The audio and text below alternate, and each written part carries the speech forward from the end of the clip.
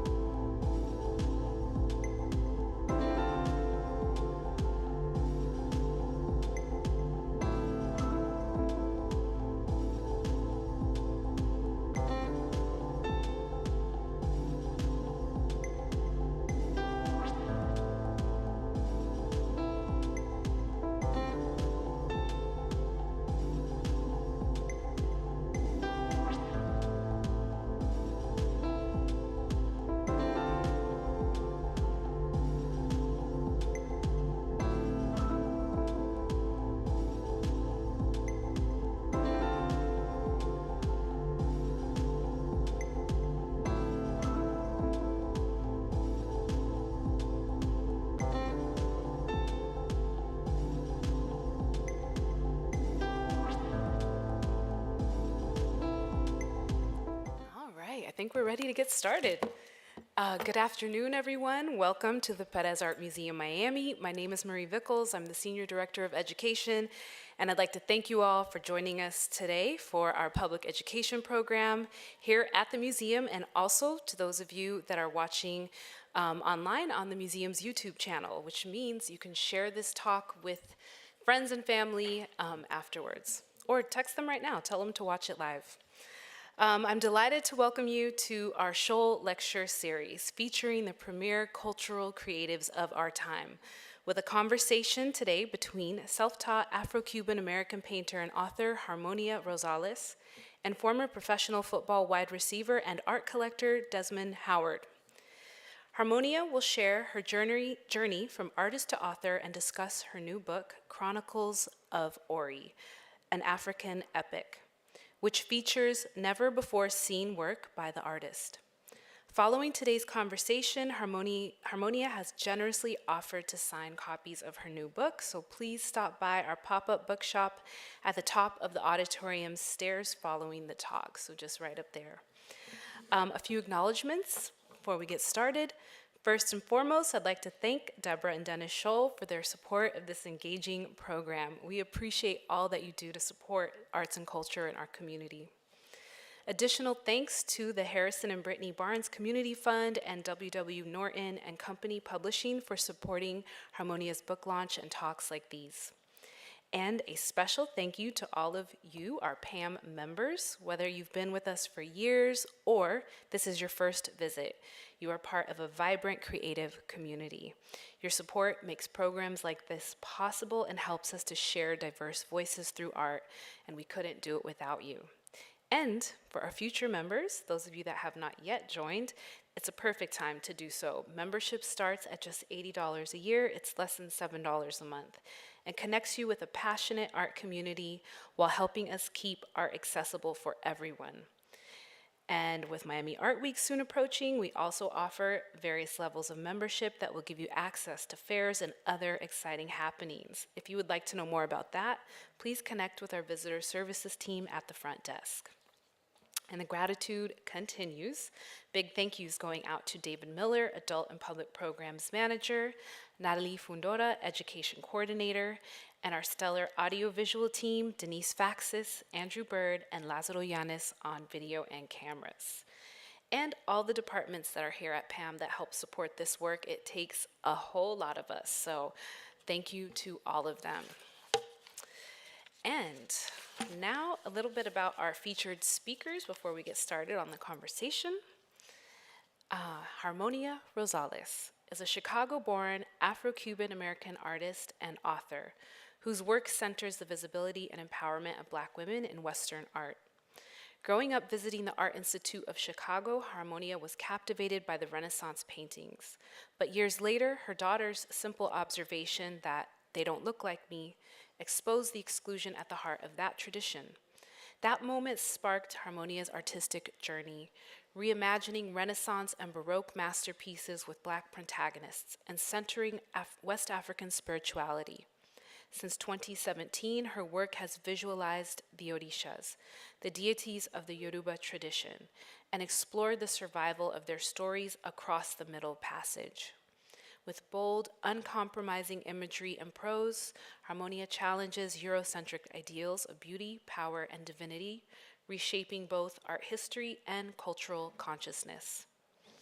Harmonia has previously been the subject of exhibitions at the Memphis Brooks Museum of Art in Tennessee, Spelman Museum of Fine Art, Georgia, the Wright Museum, Detroit, Michigan, among others. In September 2025, Harmonia unveiled her first public sculpture, Unbound, a commission for King's Chapel in Boston, Massachusetts. Her work is held by numerous public and private collections across the United States, including the Smithsonian National Museum of African American History in Washington, D.C., and Spelman Museum of Fine Art in Atlanta, Georgia, among others. Desmond Howard, Heisman Trophy winner, Super Bowl 31 MVP, I had to do the math on the Roman numerals, and Emmy-winning ESPN college game day analyst, is forever linked to one of college football's most iconic moments, the Heisman pose. Beyond his TV work and community efforts and 21 at 50 Health and Wellness Initiative, Desmond is deepening his commitment to Black history, social justice, leadership, and the arts. Inspired by art's role in storytelling and cultural preservation, he is building a collection of contemporary works by emerging Black artists, artists of color, and artists of the diaspora, using art as another platform to honor and amplify diverse voices and shared values. All right, without further ado, please join me in welcoming Harmonia Rosales and Desmond Howard.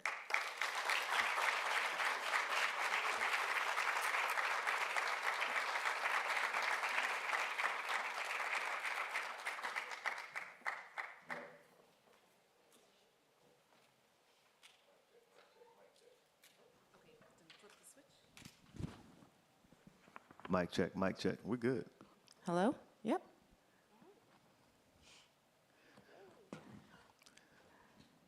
Thank you for that warm introduction. Appreciate it. And thank you all for coming out here this afternoon. It's great to be here. It's fantastic to be with you, Harmonia, and obviously Maurice, too. It's great to see you. Thank you for being here, and thank you for having me. I'm really excited. Listen, I woke up with a big smile on my face because when we first met years ago, we met at a mutual friend's house in California. And after I left that meeting, I was like blown away. And I said, I have to connect Harmonia with the Pam. Like her Afro-Cuban heritage, the Pam, is just a perfect fit. So to see it come to fruition today, I have you here, I have your books here, and don't forget, this is the holiday season. That's right. Great, they may be too big to go in the stocking, but they're great stocking stuffers. So make sure you guys go out there and get a book for yourself and for a friend. Yeah, so it's just great to be here. I'm excited, I'm happy. So when they asked me to come and interview, I was like, oh man, I'm giddy about this. I normally get to interview football players, but now one of my favorite artists. So this is fantastic. So thank you guys for coming out here. How has the tour been, and how are you doing? Because this is your last stop, right? Yes, for the year. Yes, until round 2. I'm exhausted. Okay. I am. Okay. Especially since I don't ever come out of my studio. I rarely do. Yeah. And I've been out of the house for the past couple of months. And so, but I have met some wonderful people, and I love when I see everyone show up. Yeah. So that gives me energy, and that makes me happy. So it's worthwhile. That's wonderful. Very much. That's wonderful. Yeah. I want to get into the book, but I want to start with, the beginning, like your journey, because I know that this book didn't just happen overnight. This was something that was part of, it's a chapter in your journey. It is. Right. So let's start. We know you're from Chicago, and that's where you started your interest in art.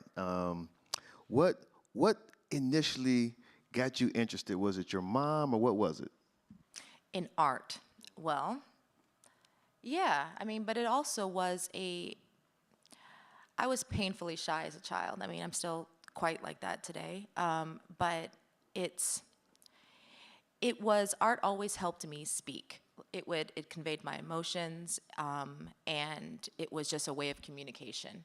And yes, I did ultimately start because of my mother. I wanted to be her. She's a children's book author, illustrator. She's retired now.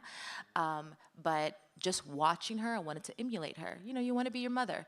But then it just kind of grew and evolved on its own. And I actually had my first grand experience of mainstream art when she took me to the Chicago Art Institute. And that's when I fell in love with all these Renaissance and Baroque type paintings, because they look like children's book illustrations to me. You could tell a full story in just one image. Yeah, so that was the beginning. And then once you started, you had an interest, you knew what you liked. Then did you start drawing, you started painting, and at what point did you think, okay, I do have a little talent? I'm always giving myself constructive criticism, so I'm always thinking I could do better. I would say teachers. When I knew I can up my grade by giving them a portrait, that was when, I think that was in middle school. I was like, okay, maybe, I'm onto something. But I veered from I never thought of becoming an artist and having it as a career ever, because I was told that it was never lucrative. Yeah, understood. So I never thought, I never thought like, okay, let me expand upon this. I just drew just because it made me happy. But how was your drawings received? Like, how did people look at your drawings? Did they say, okay, she has a gift, she has something? Or like, oh, that's like cute for a kid? Yeah, I believe so. I mean, in high school, I had like no friends, but yet I was still voted the top artist, so in the yearbook, so they knew. But I think it never really clicked for me. Okay. Until about 10 years ago, when I actually began my art career officially. It was like, Wow. I remember I couldn't find work with an English degree, and I was struggling from this job to that job, and then when I decided to be happy and to paint something just because it made me happy and post it online, people were like, oh, can you paint me? And I was like, okay, how much? And I just charged them of like a month's amount of salary. And I was like, wow, okay, this can probably work. And they're actually putting value on the work. And that just encouraged me to want to do more. It was mentioned that your daughter, you guys were at a museum, and she said that they don't look like me. Mm-hmm. How did that affect you, and what did that do as far as inspiring you to get back into art? So at that time, I had just gone through my divorce, and I was falling back in love with art. And so when she said that, it was like I realized I was wearing this mask of conformity that I've been wearing for so long that I didn't even question. I mean, she said something so innocent, so observant, a question that we often don't ask why, because we're just used to what is fed to us, what we've seen when we grow up. And so it was like I realized something was missing. I mean, we have this in our history, this great white wall of art history, and there's no images of divinity, of us in that position of beauty. And so it all kind of clicked. It was like at that moment, the mask crumbled, and I knew that I was raising my daughter in this way of not knowing who I was, not knowing, allowing her to see these images and believing it to be true, and so I really wanted her as a mother, because I found my access through motherhood, is I wanted her to grow up knowing how beautiful and brilliant she is, and that there are images that look like her and divinity that look like her. So I painted a world, or I began to paint a world where she belonged through my cultural background, which included these African gods, these orishas. And I was like, there's tales, there's so many stories that, and they're so similar to Greek mythology, Norse mythology. They're entwined in the biblical stories, and yet we don't know them. And yet they are consistently being erased. And if they are being erased, then we have to question like the power that's in them. Mm-hmm. And that needs to be shown. That's the beauty of art. Yeah. It helps tell. Yeah. Yeah, give it up for it. That's a fantastic answer. And art does tell stories, and those stories connects us to our past and our history and our roots. So I'm glad that you shared that with us. It's very important.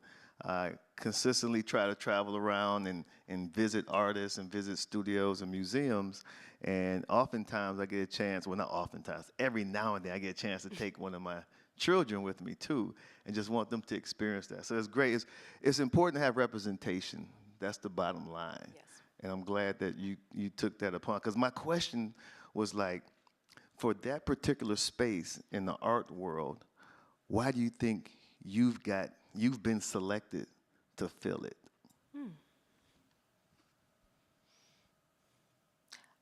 It's interesting because I don't think I've been like selected, but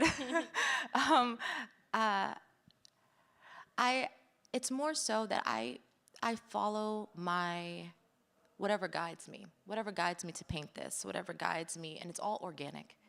And so in a way, I feel like I'm fulfilling maybe my destiny. So Makes sense. but as I'm creating this world, it's amazing how many people want to live in it as well and see it and view it. And so Yes. I guess in that way. But yeah. I'm one of them. Yeah, on that note, I like that Paul Lawrence Dunbar poem too. We wear the mask. I like Yeah. that. Go ahead. so on that note, I'd like to talk a little bit about how you two came to be connected through one of your works. Oh, yeah. But before we get to that question, can you describe a little bit about the world you're creating through these paintings and how this world came together into this book? Then we can talk about that special work that you now have in your collection. Yeah. So I found myself at first creating stories that my grandmother told me, that I inherited. And then it expanded as I began doing research of stories versions that I have not known. I realized that there's history within that. And I began to visually tell this story that I didn't realize I really was telling it. I was creating, for example, Eve. That character embodies the mother to the diaspora. And I use her often in order to convey that, because mythology allows you to tell or explain these vast histories or contextualize it in maybe a person or a creature, and I love it. And so as I was painting and doing more research and almost getting more upset of why we are not being taught, or why these are not in institutions, why even they are being demonized. So it's going beyond that, but consistently being demonized. I was like, there needs to be. I'm here exhibiting these paintings, and I'm telling them. People are like, what am I seeing? Right, from all cultural backgrounds, what am I seeing? And I'm here telling them the story, orally telling them the story, and I have nothing to point them to. Because unless you are a part of the culture, unless you have a community, you don't know these stories. All you can think about is what people feed to you, which is the demonizing, all those things. And so I was like, we need some form of, we need something to an entry point. And what better than a mythology? But I do understand that others have done this. Others have told the story, have compiled stories and explained them, but there's something missing. Always you kind of think of what has been done, and you kind of try to figure out, why hasn't it entered mainstream? What is the issue here? And I took an idea. I was like, all right, what has been done well? Well, Ovid's Metamorphoses. It's the Greek mythology that he tied in, early AD, compiled all the Greek mythologies, and he then entwined a history of the time, which is Caesar and his death. And I was like, okay, so we need here in Western world, we need to have an overarching narrative. We need a beginning, a middle, and end to understand anything. So I will compile these stories, and I would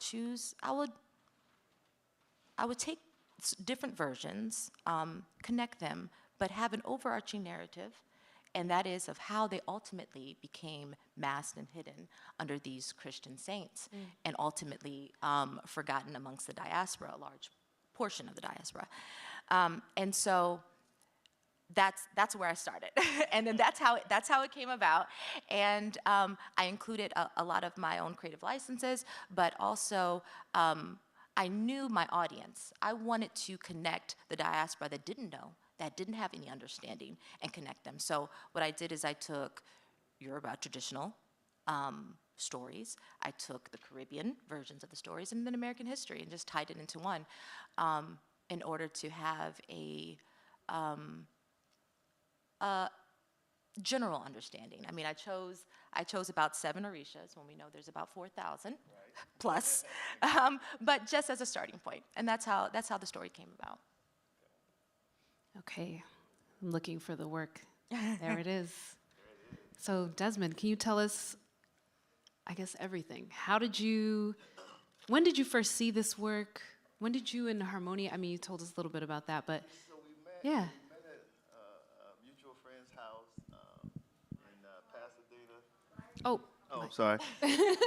I'm used to a mic that goes across my face. I'm sorry about that. Not the stick mic. Met at a mutual friend's house in Pasadena a few years ago, and it was a great meeting. And I was blown away by Harmonia and Maurice and then her work. And when you look at the work, it's like, for me personally, I was like a prisoner of the power of the imagery, the spirituality, and at the same time, the beauty. And I just remember going home, like thinking about it. I couldn't get it out of my mind.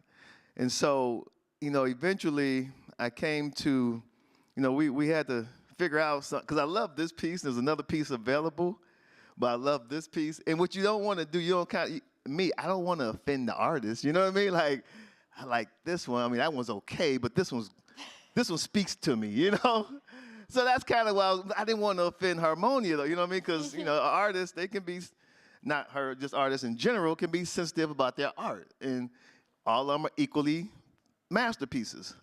And so another one was strong, and but I love this. It spoke to me.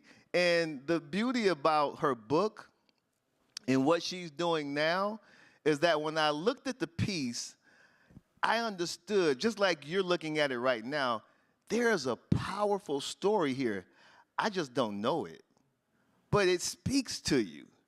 And so now she has this book that tells the story. So I was very, very fortunate that it actually worked out, that I was able to acquire this piece, and this piece was actually at Spelman at the time. And it's one of my favorite pieces. I love it, and it's very, very powerful. And now, today, right here, right now, you have the artist who can explain it to you.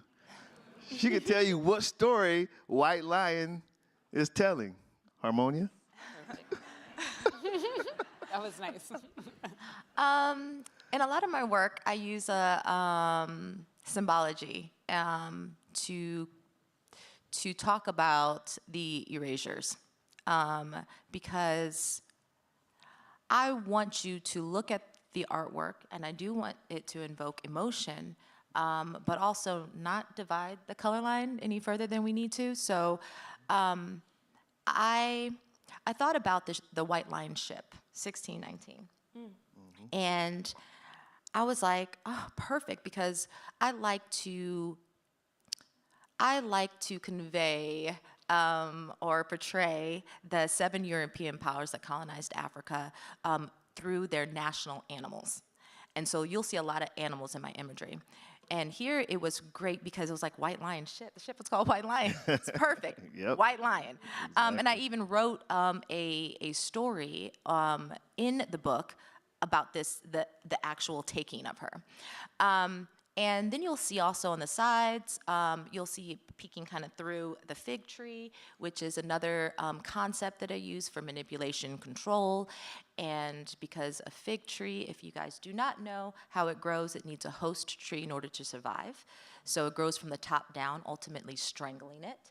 And then once it reaches its roots and taking its nutrients, the tree dies, and then it blossoms more fruit for another bird to eat and start spreading the seed. And so you see that there. And you'll see the Orisha, some of them, the women here, because I wanted to depict all women. You'll see Oshun, Yemaya, Oba, reaching out, but ultimately can't reach her because they are attached to the land, the Atlantic, crossing the Atlantic. they would ultimately have to disguise themselves and find another way. And then you have Eve right on the white lion being swept away. And this actual painting is, it's from the abduction of Europia, which is another colonized, or it's a painting about colonization of Africa. So, but her in the painting, Europia, in the painting, is depicted as white because a lot of the imagery and a lot of history is whitewashed. So I'm really just pulling back the mask like I've been doing with art history. And yeah, so that's the details of this particular painting. I love it. Absolutely love it. I'm very, very fortunate. Very fortunate. I have a question for you, but it also connects to like this idea of legacy. Okay. So in terms of building legacy, Harmonia, you talk about it in a way of creating new legacies, new stories through your work. And Desmond, you look at legacy as a way to build that through your collecting. Absolutely. Yeah, absolutely. Can you talk a little bit more about that and how those things kind of dovetail for each of you in different ways? Like, where do you see this going for you as a collector, for you as an artist? Yeah, so I can attack that from various angles. Like one angle is when people come to my home, I don't have to be there, but it sends you a message. And you walk into my house, you have a clear message about the person or the family who lives here. That's first and foremost for me personally. Secondly, we talked about art and how art can tell stories, and those stories connects us to our roots and to our history. Because there's a blatant effort now to erase a lot of our history, this is more important than ever. I tell my friends that I think your grandchildren are going to study this time period and be like, how in the hell y'all let this happen? So I have to do my part to make sure it does not happen. I try to bring my children along to when I go. I haven't been to Harmonia Studio yet, but we've met several times. I haven't been, but I go to the artist studios, listen to their stories, talk to them, and build relationships with them too. Not just purchasing art, but also build a relationship and be a part of that culture to try to have a greater and better understanding of it, which is something that I absolutely love doing.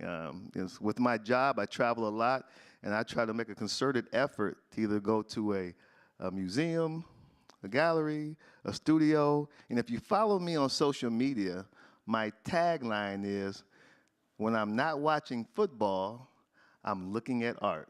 So today is a football Sunday, but the Dolphins got a bye, so I'm looking at art. So that's what I do, and I hope that answers your question. I think so. Yeah. Yeah, I like knowing my collectors as well because they are the stewardess of the work to pass it along. I mean, I don't paint the same thing, so you have to be able to speak about it. Also, I don't paint that many a year, so I'm always asking, always asking you to have it on loan, so it can be public facing, and that's because it's what is most important to me, and you know that too through our conversations. 100%. And so I love that, but how I speak about legacy and what I want people to take away from the work is I'm constantly evolving as an artist, and this work, I hope, invokes others to want to, or to talk about or help mainstream these gods in everything they do, in community, because there is strength in numbers.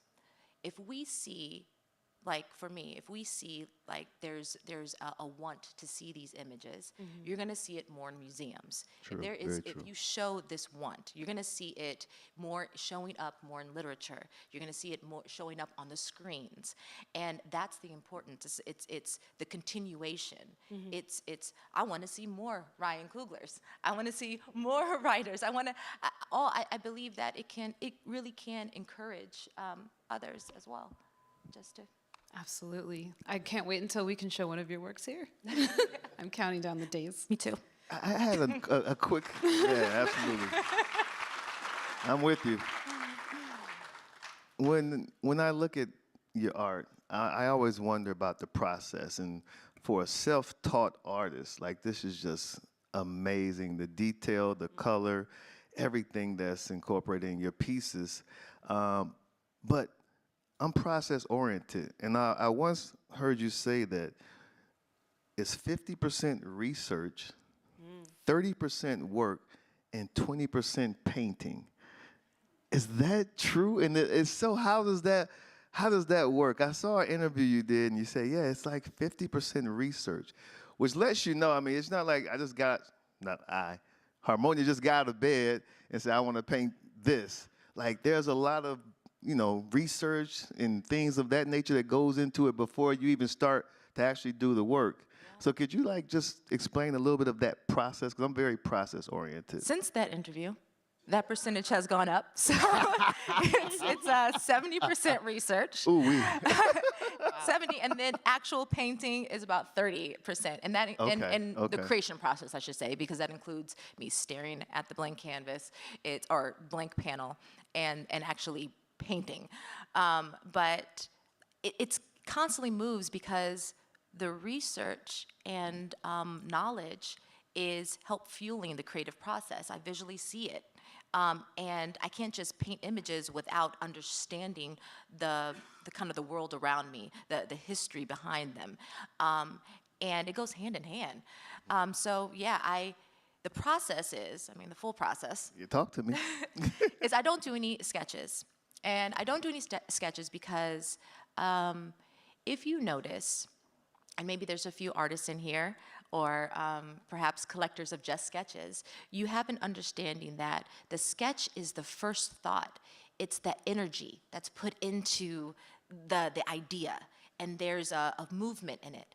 And then when you take that sketch and then you paint it, it's just a copy.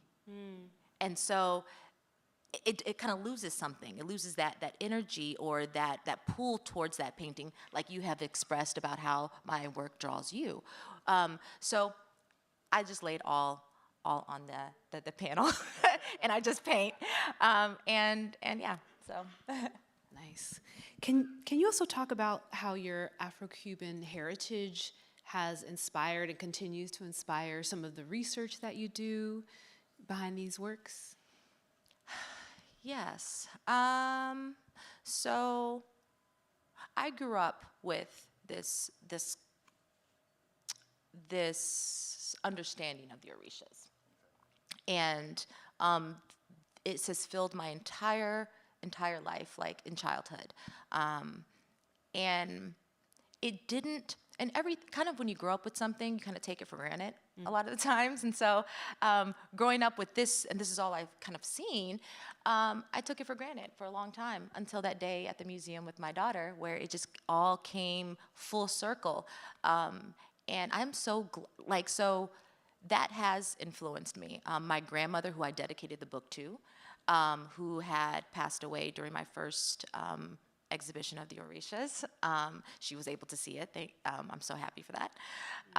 But she continues to influence me and continues to encourage me to bring them to mainstream. And the reason is she had about a 5th grade education.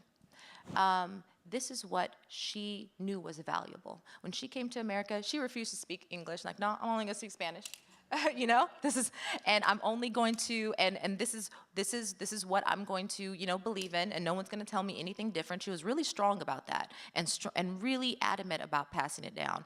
And it just went through my father and then came through me, and her voice consistently draws me forward, consistently encourages me. So she seemed to be a strong-willed woman who had great wisdom.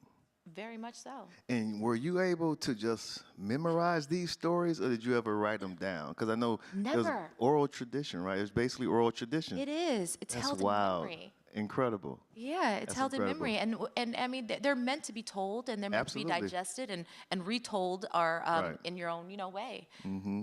So I just had it in here. That's impressive. Very impressive. So thinking about family stories, traditions that are passed down, for both of you, Desmond, if you had some stories to be illustrated within your family, Oh, I have where a would lot you of start? stories. Yeah. I have. Listen. So my daughter is here, right? My daughter's right here. I do try to bring at least one child with me, no matter where I go, especially at events like that. And she'll tell you, my father, he's like your grandmother. Like, so to my children, my father is just like how your grandmother was to you. He tells them countless stories over and over and over again. The same stories. Sometimes he changes things up. So it's very important to, I always feel as though if you find someone who's close to their grandparent or grandparents, you're going to find a quality individual. I firmly believe that. Yeah, you can clap for that if you want to. You guys are kind of shy over there.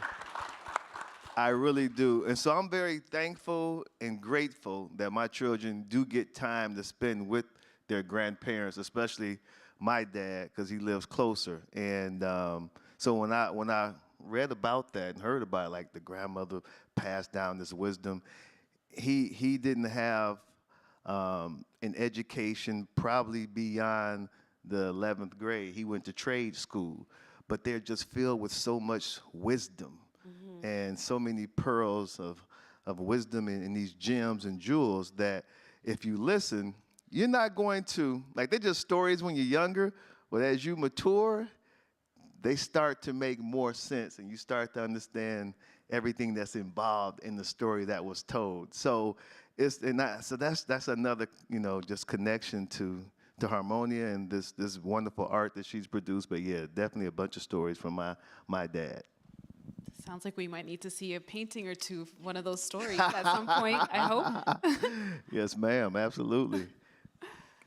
You want to talk about the Chronicles of Ori? Yeah, let's get into that. I think we need to Maybe get into that. title, what is maybe the meaning behind the word Ori? Who is Ori? Yeah, who is Ori? Let's start there. Oh, did we have an image of that? I Yeah, think let's go. Is it maybe at the beginning? I believe so. Of Ori. Maybe not. Okay. No, thank you. Oh, they're going to the same cycle. So these are just the ones. Oh, okay, right there. Okay, this is There we at go. the Wow. Brooklyn Museum currently. And Ori, technically, verbatim, it's the head. It means head. It means your consciousness. Okay. And to simplify it, it's your destiny. It helps guide you to your destiny. And so when I want to visualize it or depict it, I'm thinking, okay, it's a person. It's you. Think of it like almost like your soul, if you want, it's that voice that's in your head. And then if you think about where that person or that God or that deity lives in your head, I think of it as a garden. And you see her surrounded by a garden because a garden needs the proper soil, the proper watering. You have to constantly tend to it in order for that voice to be so clear in order to guide you. But, however, there's always in life manipulation, control, people who deter you from your path. And that's seen by the strangler fig vines you see around the concentric circles, trying to access the soil, the roots, in order to take over. And so when we think about Ori, our destiny, what we chose to accomplish here on earth, within our community, make it better in any way possible, however little you may think it is or a big impact. That's what like my dad always said, cada cabeza es un mundo, which is every mind is a world, and it really is, and it can change. It can change things you see as missing, which I try to do with the archive in the sense of including these orishas in it, our histories. So Chronicles of Ori is all about the destinies, Chronicles of the Destinies, Chronicles of interrupted destinies, and their interrupted destiny. And so that's a big theme in the book. And it also is very personal to me because it has guided me.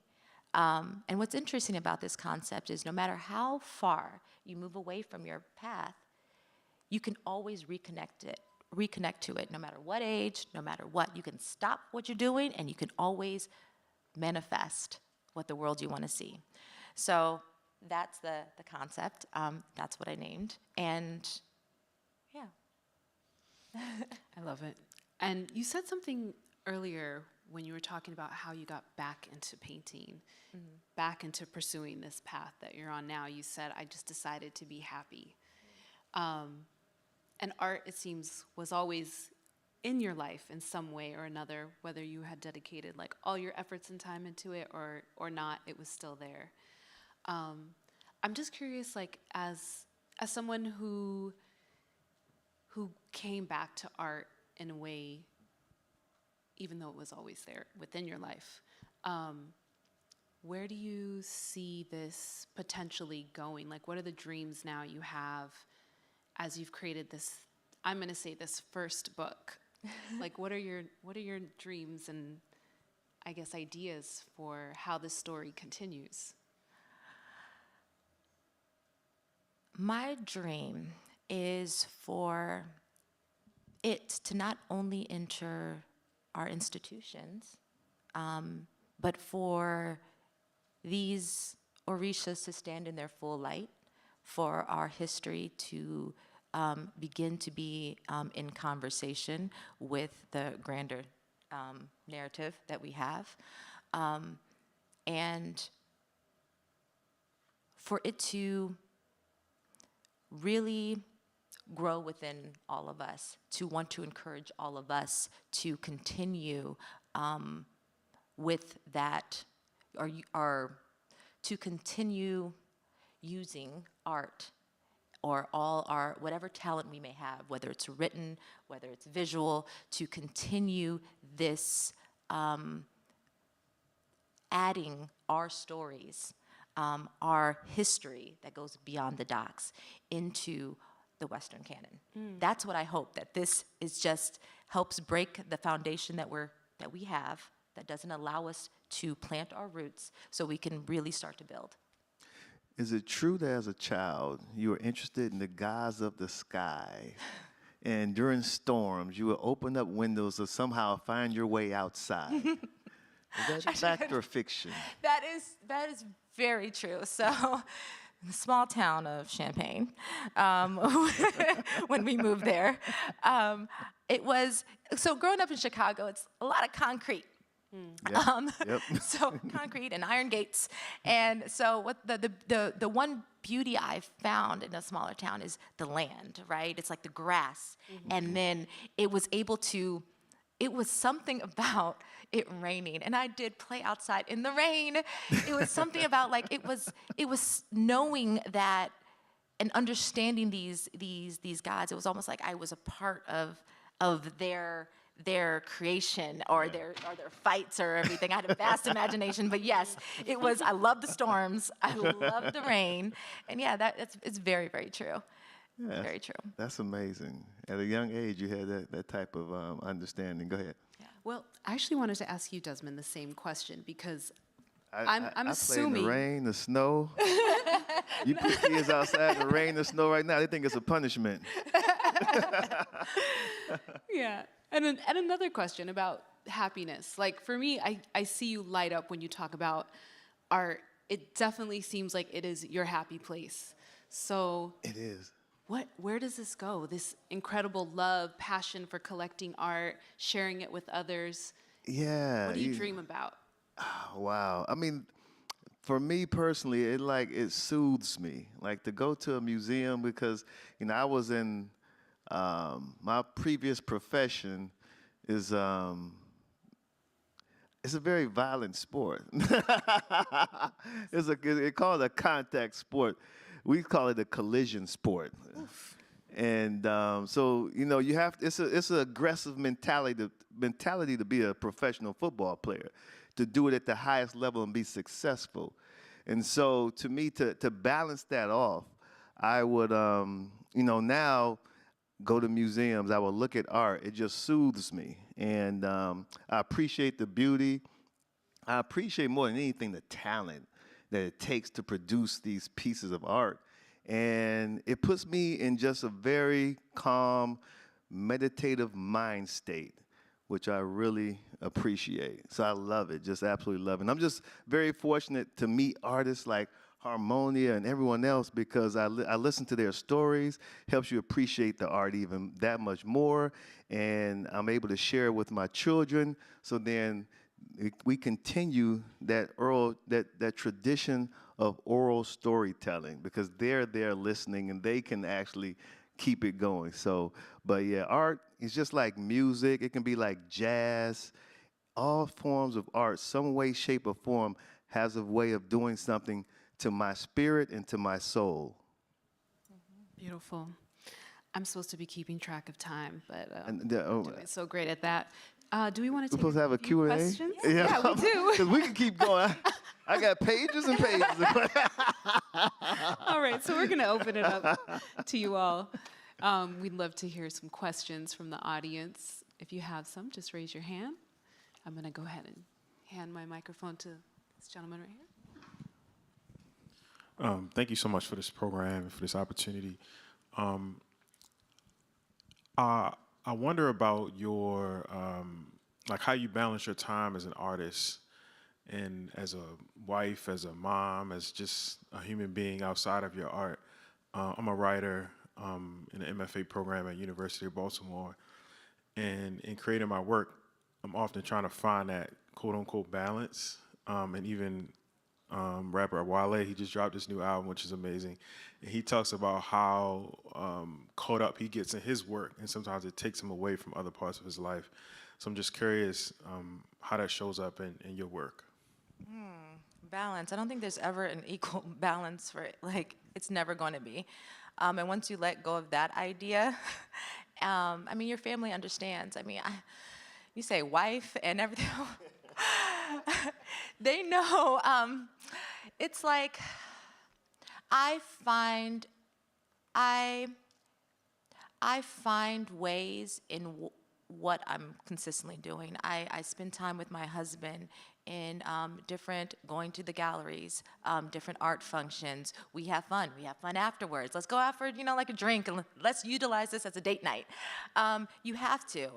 And with the children, they automatically know I'll be in my studio. I have a home studio. So that's one thing. I'm never away from the house. I'm always at the house, because if I'm away, they will never see me. So I'm able to go in there. They're able to go in there and talk to me, and I'm listening to them after school. And it's finding ways and to integrate them more so. That's it. Because if I ever was like, okay, I'm not going to paint, and I'm going to feel this ache of I'm not painting, and this depression of I'm not creating, and then and I'm over here doing this. But yeah, it's and also choosing what's important. I have to be at my son's game. Like, I don't care. I'm going to be at his every game. Maybe not every game, but all the important games. If I have to. So it's finding the importance and picking and choosing, but always being available too. To your family, but that's how I create some sense of balance. Yeah. Okay, I have one more over here, Yeah. and then go ahead. Desmond, could you talk a little bit about your collecting journey and who you used for guidance, particularly early, and any collecting mentors that you have? Yeah, that's a really good question. So my journey started with just trying to cover my walls, right? I need something to cover these bare walls. And that's pretty much how it started. And I'm friends with George Perez. And George Perez, you cannot be around him and not be just caught up in his passion for art. I mean, it's just impossible. And so that's what really sparked my curiosity about really collecting. and starting to take a deeper dive. And then there's a former NBA player named Elliot Perry, and I assume, you know, one of my good friends put me in contact with Elliot Perry, and he's one of my mentors. So that's pretty much the beginning of my journey, starting with George Perez and then Elliot Perry, and then meeting just the fantastic artists, curators, and people of that ilk.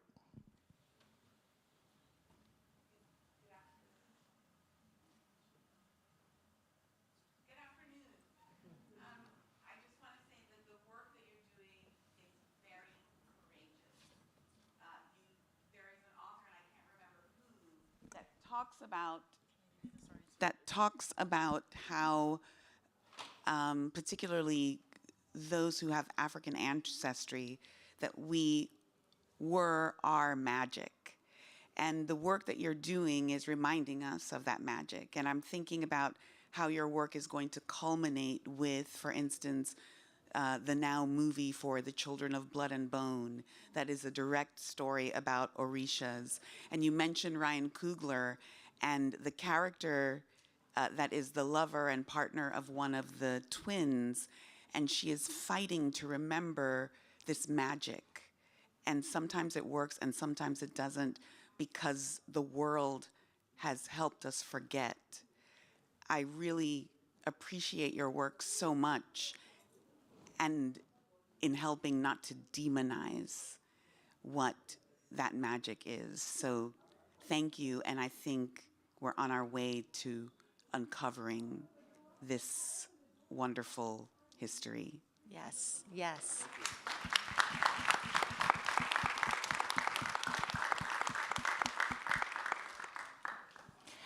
Greetings, everyone.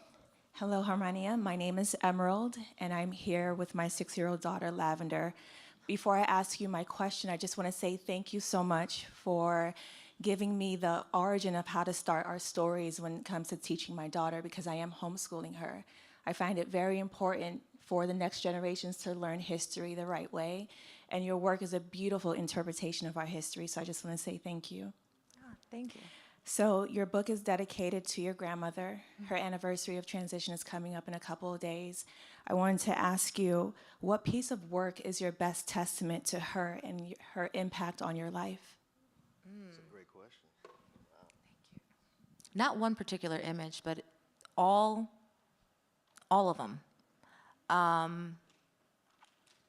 When they crossed the Atlantic, they became slowly whitewashed.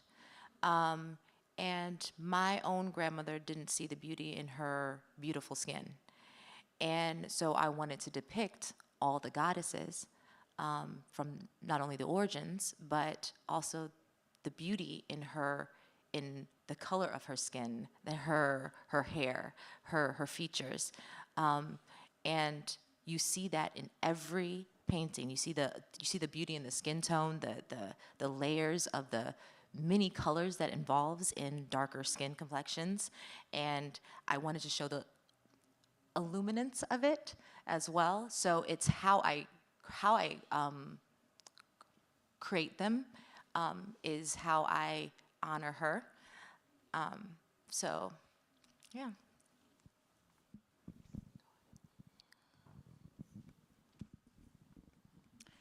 Good afternoon. Thank you so much for having this conversation. My name is Talitha. We are Collectors. I know you guys. Yes. Oh my God. I get to meet you guys in person. All right. Fellow collectors in the building. I like to say we are caretakers of some of your work, and we are very honored to be that.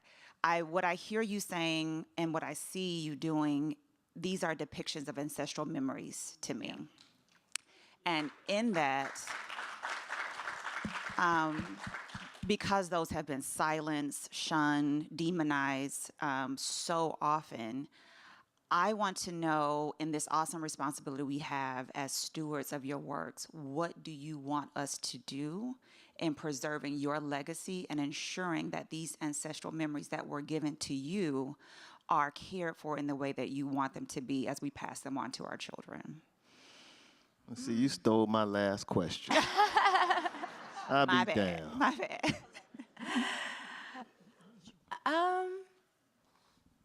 Well, first, purchase the book. Definitely. Purchase it for your friends. I believe I said also, just to reiterate, also speak amongst your community. And that's how I see it, because I would love for it to be taught in schools, to use your own power, whatever that may be, whether you're a teacher, whether you're a speaker, to continue to incorporate them within your daily life, because I want this to evolve onto I want it in the Western canon. I want it alongside the Greek and Norse mythology. I want it in films. I want I want to see it like Children of Blood and Bone that's happening. I want more of that. Why is it just singular? I want it to expand, and once again, it will if we all do it together. And we show them, hey, look, we want to see these stories. That's what's important to me, and that's the best thing that I can see that you can do for this. But I know I can't do it alone. I mean, I want others to continue and to help. Yeah. We have to keep raising awareness. That's what we have to do. Absolutely. Okay, I think we have time for one last question up here. Good afternoon. Hi, Harmonia. Thank you for sharing your work. One of my questions, or my question that I will ask you today, is how do you distinguish or determine what you're being called to share and what is simply a distraction? Like, how do you put forth which Orisha to share? I would love to tell you exactly how, but it's this knowing. So the distractions I keep out, maybe because I stay in my studio a lot. I've always been hard-headed, so I don't really listen to anybody else. And I was called back to it in a way that day at the museum. And with my daughter, it was like, you know what, I'm gonna stop. No, I'm gonna do exactly what I want to do and whatever the knowing is. It's like that Ori, and it's hard to explain it, but you know that voice in your head. You know that the thing that says, talk to this person, or, create this. It's almost not like in words, but it's a knowing, and that's what I draw upon. It's whatever, all the Orishas I invoke in different ways. We all do. So it's whatever I'm living through or whatever I feel, they just appear. And it's like, I want to create this. And this is why I take so much time, I guess, with meditation, or I call it meditation, but me sitting in front of the blank panel and just kind of thinking and looking. And like, this is, you know what? I want to, like Oya right now is calling to me, the goddess of transformation. And I believe it's because I am trying to transform the canon right now really, really hard. And so it's like this destruction, this fight, and she's really being persistent right now. And so I'm sculpting her, I'm painting her, I'm thinking about the story I want to tell, which story. So again, it's that knowing, and I can't explain it. But when someone tells you, when something's not right, even if somebody tells you something, it's like, I don't want to do it, and I don't think I should do it, and then it's up to you to make that choice, right? Are you going to do what they say, or are you going to do what you think is right? Yeah. Any other questions? And one more right there. Oh, he has his hand up. Oh, okay. Thank you so much. This has been really powerful. I'm new to these stories, and I've just been really moved by everything you've shared so far.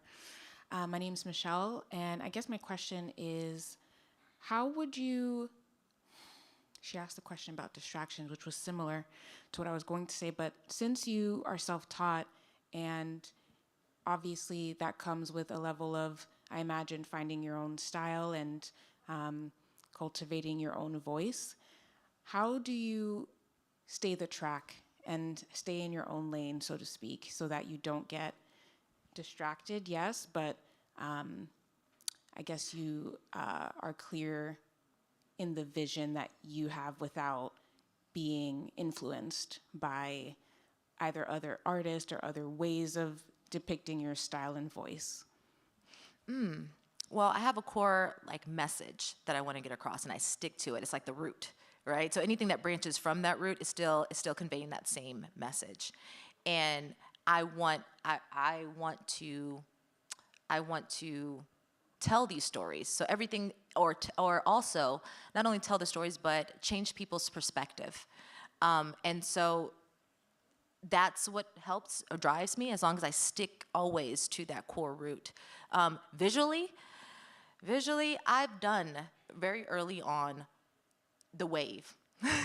This is what works. This is what works, right? Do this, do that. Oh, don't do, you don't want to do this style because it doesn't sell, you know? And I did everything else. And even though, back to that knowing, I don't like to do this, you know, I want to do this, I still did like what everybody was telling me to do. And then it was a moment where I was like, you know what? Okay, no, I'm going to do what I truly love.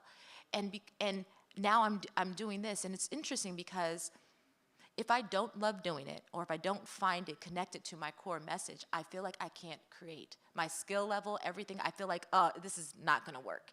And that also helps me stick to my message and my style. Will it evolve from this? I believe so, but it's still gonna look like this, if that makes sense. I've, like the Ori, that painting, I do convey these certain abstract concepts and do it still in this style, but you see it's slightly different. It doesn't have a background, you know, it's not, you know, but it's still very figurative. And I really, why I will never not do figurative is because I really truly feel we need to see our Black bodies more in art, in whether it's sculpture, whether we just need to see us in our full form. We need more of that. Okay, thank you. You got anything? Well, do you have anything big on the horizon? Anything happening in December or January you want to share with us? Yeah, so January, Here we go. a few of my works are going to be in conversation with the Getty's collection, and it's about creation, and I loved that.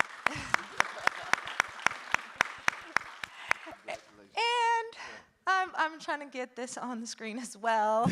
I even wrote, I went so far as to write, because I want to be involved in everything, a full treatment. So that as well. But and a few more artworks that are attached to the book for an upcoming exhibition. Perfect, perfect. Well, you guys have been a wonderful audience. Thank you very much for coming out here this afternoon to celebrate the gifts of Harmonia Rosales, the last stop on her tour, the best stops, save the best for last. Thank you for coming to Miami. Thank you so much, Greatly Desmond. appreciate that. Wonderful. Let's go up there and get 2 or 3 books for some friends and family, everybody. Thank you.